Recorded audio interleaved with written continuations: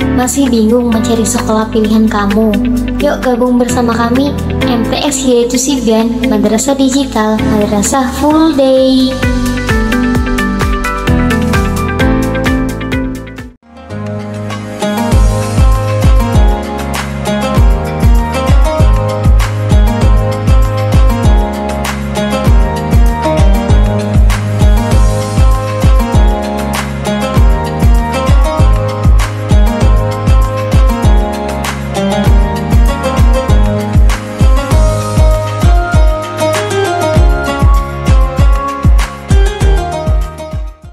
Assalamualaikum warahmatullahi wabarakatuh. Alhamdulillahirabbil alamin.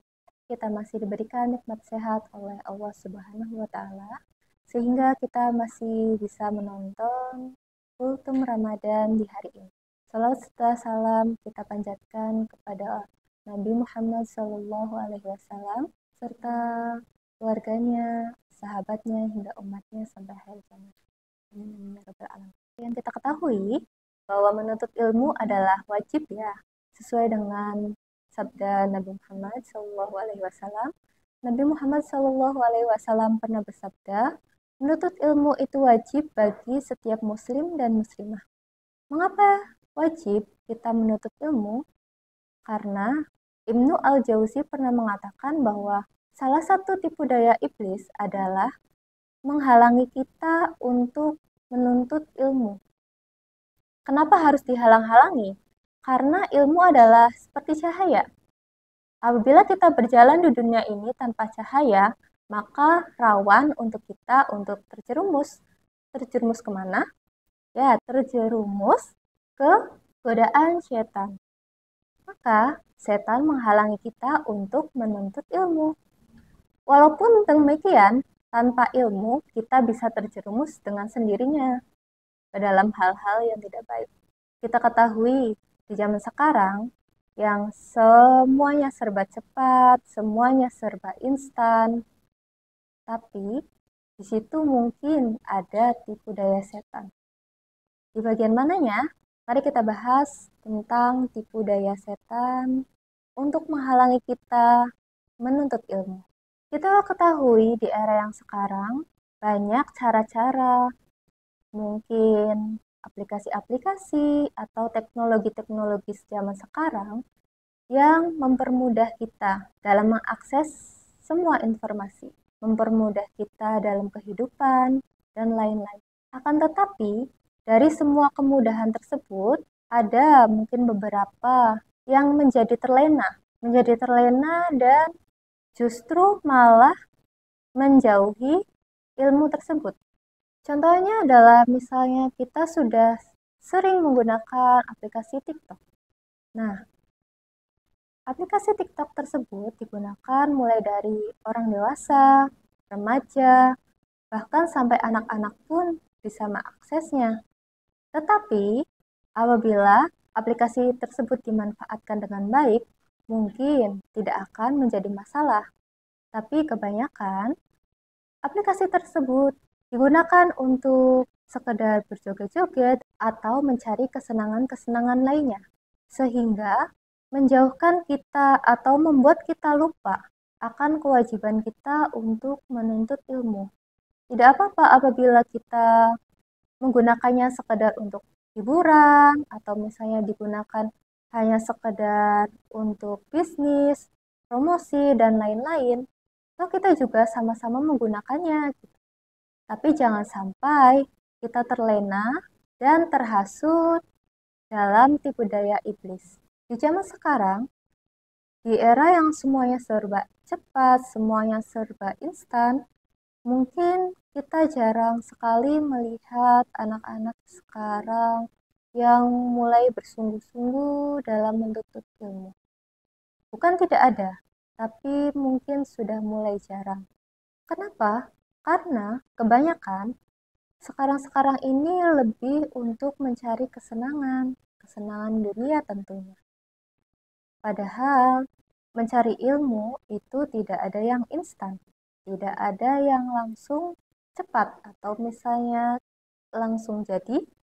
Bahkan Indomie instan pun harus dimasak terlebih dahulu sebelum dimakan. Begitupun juga kita mencari ilmu, butuh proses, butuh perjuangan, dan lain-lain. Dan kebanyakan itu gugur di proses tersebut, menjadi putus asa dan mencari hal-hal yang instan lainnya. Kita ketahui bahwa sekarang sudah marak sekali ya AI di mana-mana gitu. Anak-anak sekolah juga bisa mengaksesnya. Bahkan di bidang matematika sendiri, sekarang itu AI juga bisa ya. Kita tinggal foto soalnya, kemudian AI yang mengerjakan. Sebenarnya boleh-boleh saja apabila kalian mau menggunakan aplikasi tersebut. Tetapi makna belajar tersebut tidak bisa tercapai karena kita lebih cenderung memikirkan jawaban yang benar, bukan proses yang benar. Jadi, kita sebagai guru harus mengarahkan anak-anak kita untuk menggunakan teknologi dengan bijak. Apabila kita tidak melek teknologi pun, mungkin kita akan tertinggal dari anak-anak didik kita sendiri. Jadi solusinya untuk mengantisipasi hal tersebut adalah yang pertama, kalau misalnya kita sebagai murid atau misalnya kita sebagai anak-anak harus apa? Yang pertama, kita harus benahi diri kita sendiri. Dengan apa? Yang pertama adalah dengan niat yang benar, yaitu niat untuk menuntut ilmu. Selain itu, kita harus merubah mindset kita bahwa ilmu itu tidak ada yang instan, ilmu itu tidak ada yang cepat, kita membutuhkan prosesnya. Walaupun kita harus salah dalam prosesnya, tapi tidak apa-apa, karena kesalahan termasuk dalam bagian dari proses tersebut. Kemudian, yang kedua adalah faktor eksternalnya. Faktor eksternal itu apa? Dari lingkungan kita sendiri. Dari orang-orang yang ada di sekitar kita. Misalnya, kalau misalnya kita menjadi anak-anak, orang-orang yang di sekitar kita atau faktor eksternalnya adalah lingkungan belajar, kemudian orang tua, dan juga guru-gurunya. Jadi kita menciptakan sebuah lingkungan belajar yang mendukung anak-anak untuk berpikir kritis dan juga meminta anak untuk sabar dalam prosesnya.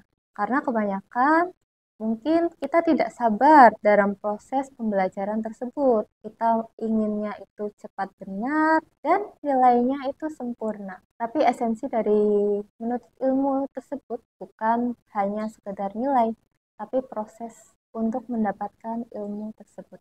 Kalau di matematika sendiri, misalnya kita mengenal ya alat bantu hitung, yaitu kalkulator. Kalkulator itu sebenarnya boleh saja digunakan apabila anak-anak itu sudah mengerti konsepnya, konsep dari penjumlahan tersebut, konsep dari perkalian, konsep dari operasi-operasi hitung yang lainnya.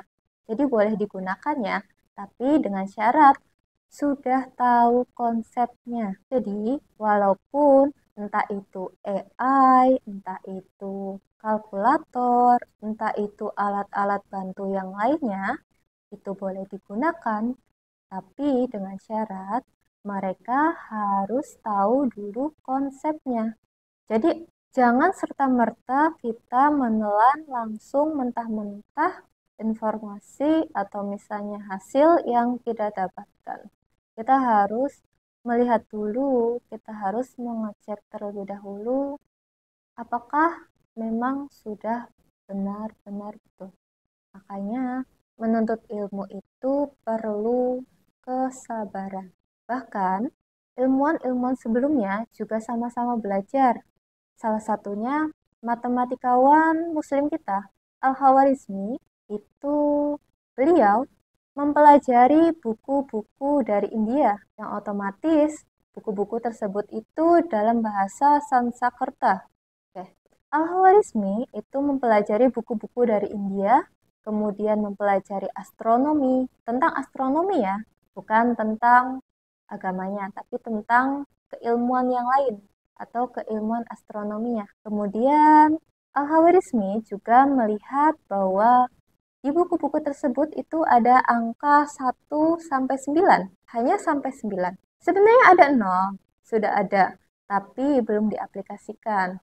Nah, sama dengan Al-Khwarizmi, membaca buku-buku yang sudah ada, kemudian beliau menerapkan bahwa, oh ternyata ada loh 0 kegunaannya, dan menerapkan kegunaan 0 tersebut sampai bisa kita rasakan saat ini. Selain itu, dari hasil membaca tersebut, Al-Khwarizmi juga menjadi ahli dalam astronom, ahli dalam aljabar, bahkan disebut sebagai Bapak Aljabar.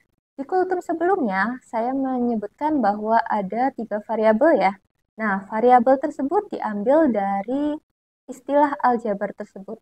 Variabel adalah sesuatu untuk menyimbolkan yang belum diketahui nilainya. Nah, yang menemukan itu adalah Bapak aljabar kita, yaitu Al-Khwarizmi, matematikawan muslim. Jadi, kita sebagai anak-anak bangsa, kita sebagai muslimin dan muslimah, itu jangan terpatok, jangan menyerah untuk menuntut ilmu. Oke, sekian saja dari saya. Kurang lebihnya saya mohon maaf. Wassalamualaikum warahmatullahi wabarakatuh.